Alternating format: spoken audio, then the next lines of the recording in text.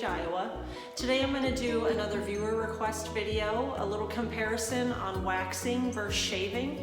I'll give you some pros and cons, some tips for aftercare, and you can decide what is going to be the best option for you depending on the part of the body you're wanting to remove hair from. So I'm going to start right in here with shaving. I'm going to give you a little breakdown of some pros and cons of shaving on your own at home. Number one, it's going to be very convenient. You hop in the shower, it takes 5 to 10 minutes. If it's done correctly, it's going to be relatively painless. I suggest exfoliating before you start shaving. Use a very sharp razor, cream or like a shaving cream or conditioner, anything like that is going to help lubricate as you're shaving. And then I would say making sure that you moisturize after you shave is going to be a big thing. Using the cream and the moisturizing is going to reduce nicks and razor burn, so that's going to be a big plus for you.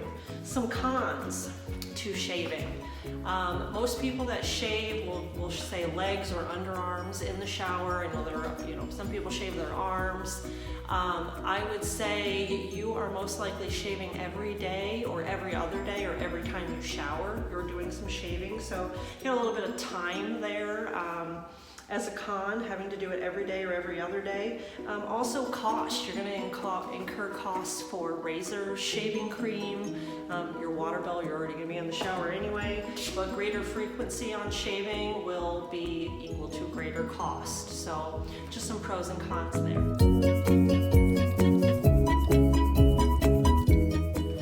With waxing, I'm going to start in on the con side of it, and then I'll finish up with the pros. So cons for waxing, well, there's a grow out period. Most places will suggest that you have growth in the amount of a grain of rice, which is about 1/4 of an inch, 1/8 of an inch to 1/4 of an inch you want, so that wax can really grab onto that hair and pull it out by the follicle. You're going to need to make an appointment, most likely at the place that you're going to get waxed. You're going to have travel time to that salon or waxing studio and home. Your appointment is going to take probably up to 30 minutes, so a little more time in there. Pain level, it's painful, it's uncomfortable, it's not a pleasant experience. Yes, you get used to it, and over time the pain does subside, but essentially you're ripping hair out from the roots, so yes, it is a little more painful.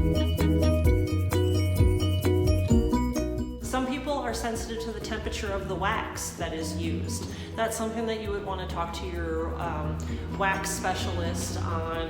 Maybe you're a little more sensitive to the temperature, so let them know that before you go so they can plan accordingly. Some people have reactions to waxing. Here at Rule 32, I use several different kinds of waxes. Star Pill is my favorite. Again, not a sponsored video, just something I like to throw in there. But I really do like the Star Pill wax. They have a soft and a hard wax. They also have a clear wax that is completely free of dyes and perfumes, scents, all of that. So if that's something you need, again, just talk to your wax specialist and find out what they're using. Afterwards, you can experience red, blotchy skin, completely normal. You just had hair ripped out of your body, so it's normal to be red or inflamed. I compare the feeling to a slight sunburn feeling. So you can use aloe, they make cooling gels, things like that, numbing sprays. Again, talk to your specialist, see if that's something that they offer, they provide for you. Let's get into some waxing pros. As compared to shaving, where you're going to have to do it every day or every other day or every time you shower, waxing is going to give you up to 2 weeks hair-free, so that's kind of nice. The hair comes out from the root instead of on the surface of the skin, so if you can imagine, taking a razor, you're just cutting it right off at the top, so that next day that hair can pop out because your hairs are growing constantly. Whereas if you rip it out from the root, you get that couple days in there where it has to generate a new hair because you're pulling it out from the follicle. You have to generate that new hair and it has to push through the skin surface. So that gives you a little bit longer time in there between waxing. As the hair grows back, it will come back thinner. The follicles will weaken. You also get no cuts and no razor burn. With waxing, you just don't get that. It also removes a dead skin cell layer and helps exfoliate your skin. Some tips for waxing I will give you. You're going to want to maybe take some ibuprofen 30 minutes before your appointment. That's going to help with any inflammation, any bit of pain that you may have. That will help just a little bit alleviate that. Helps relieve inflammation and pain. I wrote in my note cards. And then one other really good tip, as with shaving, waxing as well, you're going to want to make sure that you exfoliate, you remove those dead skin cells, because as the hair grows back, it will build up that kind of thing there on the surface, and that can block the hair follicles, creating ingrown hair. So you want to make sure that you exfoliate and you moisturize.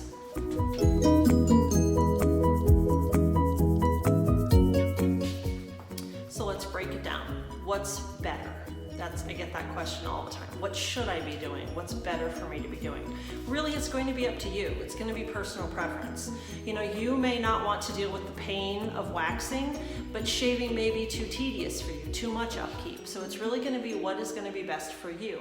Maybe you do a mixture of both, but keep in mind, if you shave before you can wax, you do have to get that growth of hair so that we can pull it out from the root.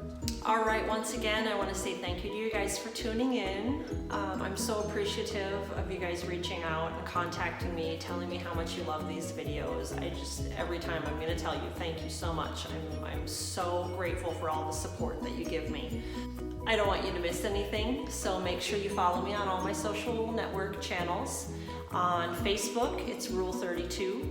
On Instagram, it's Rule32_OsageIA.